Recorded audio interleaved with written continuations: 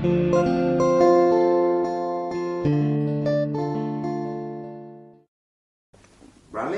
how is it that you came to the teaching? I came to the teaching by way of a little mountain cabin in the hills above Los Angeles. My mother found one of the master's books at a neighbor's house on a coffee table, and so she read it and was so touched by it, the simplicity, it resonated the truth, that she wrote the publishers, which she never does, and they wrote back and said, yes, we have other books by this very same person, Омраамом Айванховым.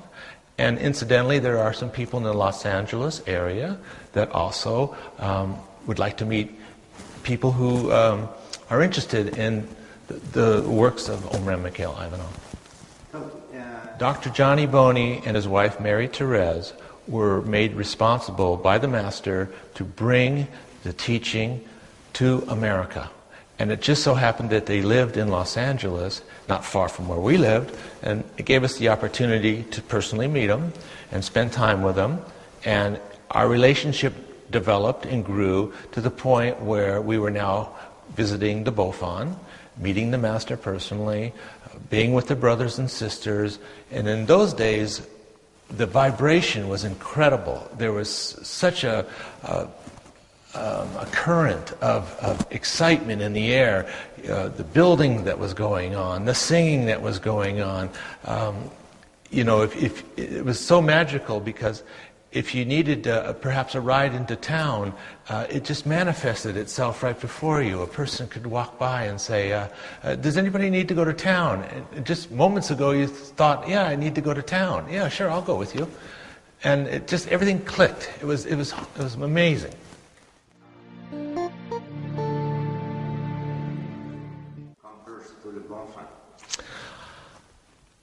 I had been working in Alexandria, Egypt on a psychic archaeology documentary, and I was exposed to the sensitivities of clairvoyance and things of that nature, and my mother wanted to meet this master. She found his books to be so accurate, and she asked if I would come and join her on my way back to Los Angeles.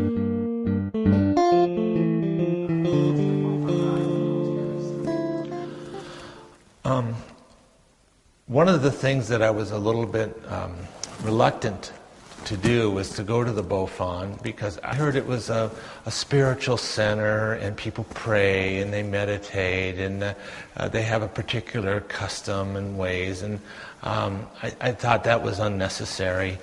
But to my surprise, these were people my same age that were in all walks of life, and there was a joy. There was this idea of propagating a light, and I found that very perplexing at first. What kind of light are we talking about? I know the light you see with your eyes, but no, this was an invisible spiritual light that we work with, and for me, it just sort of felt good. It just felt that I should be there and I should learn these things from this teacher. When I arrived at the Beaufort, my brother came to greet me at the front gate, and he said, "You have just come to a magic place." And I said, "Oh, jeez."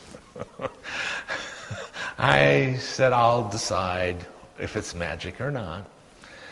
About 3 days later, I was walking around where all the people worked on cars, tools, welders, and there was a mechanic. I didn't see him, only his feet hanging out under a vehicle. And he took a wrench and he threw it out on the dirt. And there was this aura around his wrench, glowing. And I thought, I've never seen something like that before. That's amazing. And that moment did something to me, that yes, this master indeed had an influence on everybody. And this invisible light, that it was a real thing.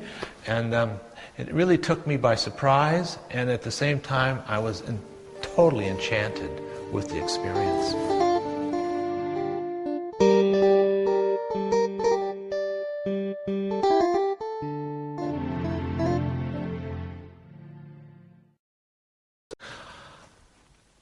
I had been working in Alexandria, Egypt on a psychic archaeology documentary, and I was exposed to the sensitivities of clairvoyance and things of that nature. And my mother wanted to meet this master. She found his books to be so accurate, and she asked if I would come and join her on my way back to Los Angeles. I didn't really want to go at first, but I did go, and I'm glad I did. It forever changed my life.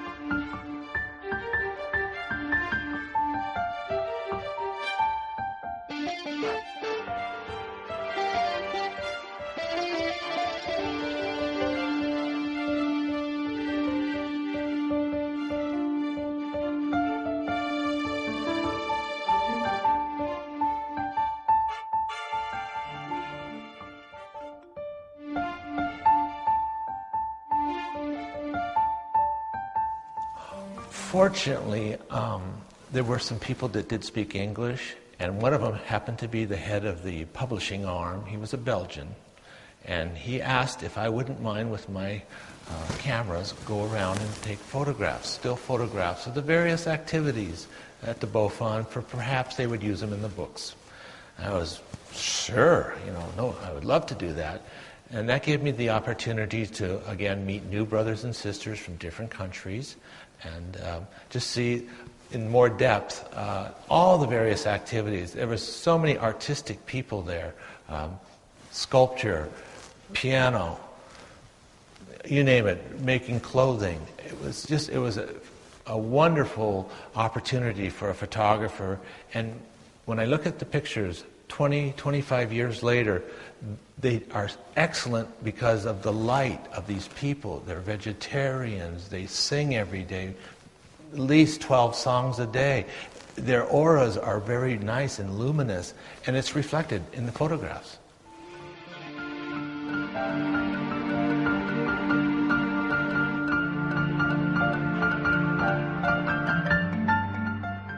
There was an opportunity to have a personal one-on-one rendezvous with the Master. It's a great, great privilege. It's hard to explain how it is because you don't feel your feet about 3 or 4 days after the rendezvous. His light just propels you up. You're looking at your body from about 20 feet in the air for the next 2 or 3 days. It's a real genuine experience. But I did ask him, he asked me first, how can I help you? And I turned the question around and said, no, how can I help you, Master? I was really humble about it. And he said, I will ask the invisible world. I'll think about it. We talked about a few other things. And I left. But 4 months later, I received a phone call from a sister that I had been writing letters to. And I could feel the Master's current, his energy come down the phone line, go around the phone. And I said, this is from the Master. There's no and, it, or buts about it. It's a genuine, the Master is behind this phone call. And he asked if I would come to the fraternity one summer with my movie camera and make a film on the life at the Beaufort.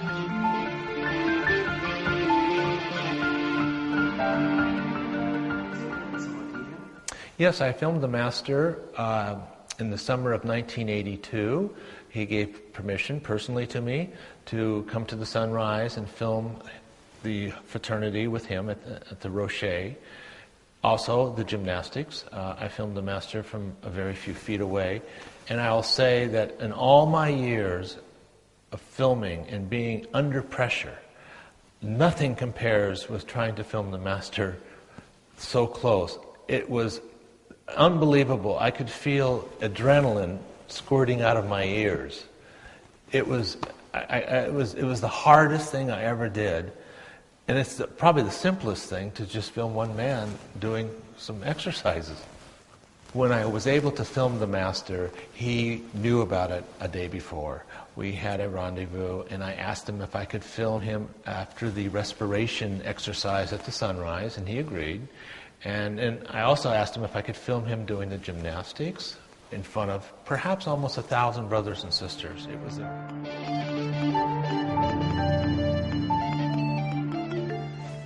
The Master came to California many times, but on 3 separate occasions he did visit our family home. He liked, I have many brothers, and he liked their robust, friendly, playful way, and I think he enjoyed himself when he came to our home. On one occasion, he married my wife and myself. On another occasion, he spoke with us with a few brothers and sisters. He walked around our swimming pool alone with our dog Bundle, a big collie, and it was nice. He was taking it in. He was smelling the orange blossoms. He was admiring the water, the fountain. It was nice to see him alone with a dog. It left an impression on me. And then he came inside and he said, I've been telling the brothers and sisters for years that the Bulgarian roses were the finest, the greatest. But after smelling your orange blossoms, I may just have to change my mind.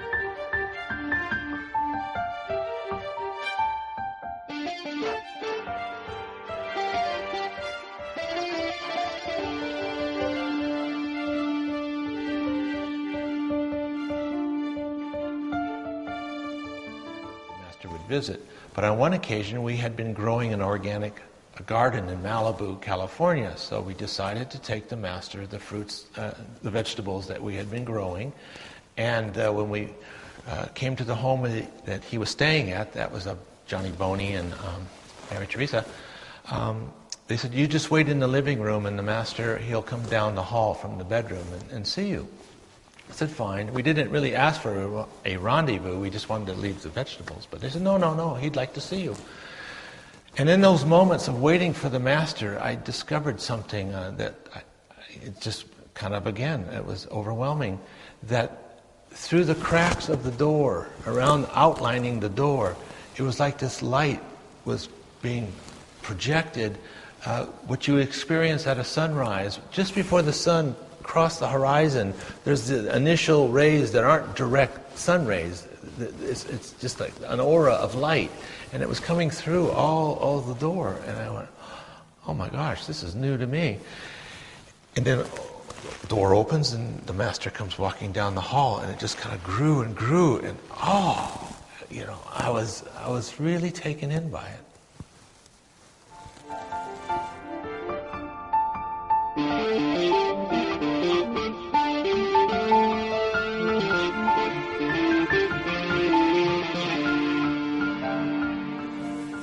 The first visit or two with the Master was more family, close family. On one occasion, we had brothers and sisters from our Los Angeles group also attend. And I think there was about 12 of us together. And the Master came and he sat down in a comfortable chair. And he looked at all of us. And then he simply said, does anybody have a question for me? And to my surprise, nobody said a thing. It was completely silent. I mean, these are the same brothers and sisters who have no trouble talking, but nobody could talk now. And I felt a little embarrassed. I said, somebody say something, please. He's traveled a great distance to be with us. Well, I came to the occasion. I said, part of being a brother in the fraternity, you have to have a little courage now and then. So I asked the Master, how do you know if you're doing the right thing? And he took his beard and he started caressing it. And he looked off and then he said, why, that's a very important question.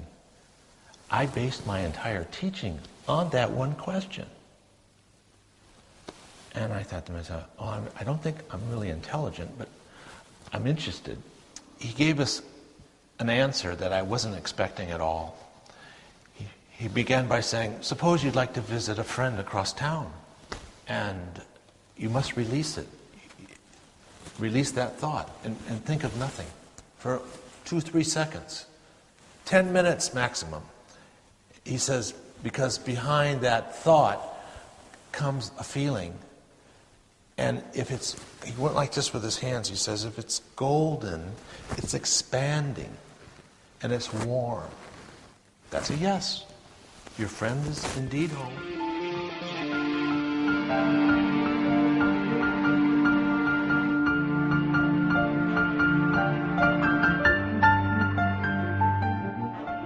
Everybody is waiting to hear this great truth that the Master is going to say. And he says such a simple statement. Imagine you want to go visit a friend across town, and you release that thought, and you wait 2-3 seconds, no more than 10 seconds, he say, because if you feel a warmth, an expansion, he says, across your solar plexus, your chest area here, and it just feels warm. He said, golden, warm, that's a yes. If you feel uncertain, cold, no, it's cool, that's a no. Your friend's not there, or your friend has no time to be with you. And then I thought, that's all initiatic science and just that one explanation? I said, but Master, I have one more question. What about if a bird lands very close to you and sings a beautiful song? How should we interpret that? He said, no, don't. It's too complicated. Concentrate on the inside changes. You would be confused with the outside. So I've worked with it. Well, after the Master had left, back to France perhaps, wherever he went, I thought about that. The whole teaching is in that one question. What could it mean? And what if you don't feel any warmth, or you don't feel that cold? I mean, you get nowhere. And so I learned by studying in the books, reading the Master. I had volumes of handwritten notes from my Bofan, and there was one sentence that really caught my eye, and that is that we must become infinitively small to realize how great God is, how grand God is. And that was a real key. I couldn't feel because I had too many things going on. My mind, my desires, they were all overlapping one another. So I took the opportunity to go to sunrises and each day consecrate a moment of my day to intense meditation or prayer work, just to get smaller and smaller and smaller, so where I could be at a place where I could feel that warmth or that cool. And it took a long time. The Master has given us all a lot of information, but we also have to work with that information and not rely exclusively on what he said. This is my personal feelings. And I learned one thing personally myself, is that unless we spiritually build a seat of intuition, a place inside ourselves where we can direct mentally our questions right to, and that place is where the feelings will be revealed. And the Master also told us the great initiates worked with the energies of vibration, radiation, and emanation. And they each have different characteristics. Vibrations are like waves. Radiation is like the lines of the sun, the straight lines. They come out in all directions. And emanations are without form, yet they have color and intensity. And when those characteristics of one of the three come to your seat of intuition, to a question that you have mentally put there, it tells you the truth. You don't have to calculate in your mind. You have to feel the answer. And so I found it very exciting, that finally in my life, I could feel something. But then again, I needed to really test it. I wasn't sure, completely, it's spiritual, it's invisible. It's not like you see something and go, there it is. So, how do you test it? Well, for me, I just thought of something basic. I said, how many phone calls will I receive in my production office tomorrow? And so mentally I count. 1, 2, 5, 6, 7, 9, 10, 11. I feel something in my solar plexus. Like a tick. 12, 13, 14, 15. Nothing. I go back again. I go back over that 9, 10, 11, 12, 11 again. I go, okay, I have to pick a number. It's 11.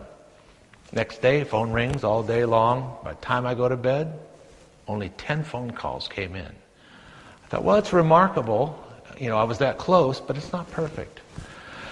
So anyway, I fall asleep, and I'm woken up by a phone ringing 15 minutes before 12 midnight. It's the fax machine. I got 11 calls. I was right. My intuition was correct. It was fantastic.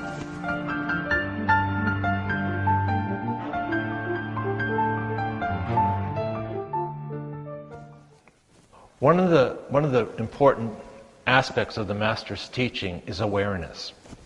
And we must be aware that we can do things when nobody else is doing them.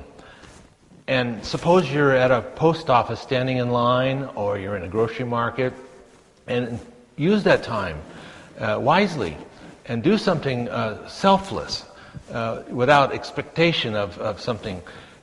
And there's so much that the Lord God, our Creator, has given us that we have to, be grateful for. And if we start to think of all the blessings and all the good things that have occurred in our life, and bring them into your solar plexus, your heart area, and just think of something and bring it here. Oh, that was a marvelous time. I was so fortunate. And you'll feel a little pressure growing. And that's good. When you have the pressure, and it's sufficient, you will transfer it into your aura. And you can do this within 10 seconds. It doesn't take long at all. And it's in your aura. And now you look around for somebody else, and you tell your aura, walk over to that person, and pour all that love that you have compressed into their aura. Okay? And it will go and do it. And that person's aura will absorb all that thing and not even know it. And I had an experience when I did it one time where the person, as soon as my aura was pouring into their aura, they flinched real quickly. So it kind of reminded me, it's working. And now you separate company. They go their way, you go yours. Everybody that their aura comes in contact with will receive your love vibration. You're raising the love. And that's important. The brothers and sisters need to be aware that they can do things.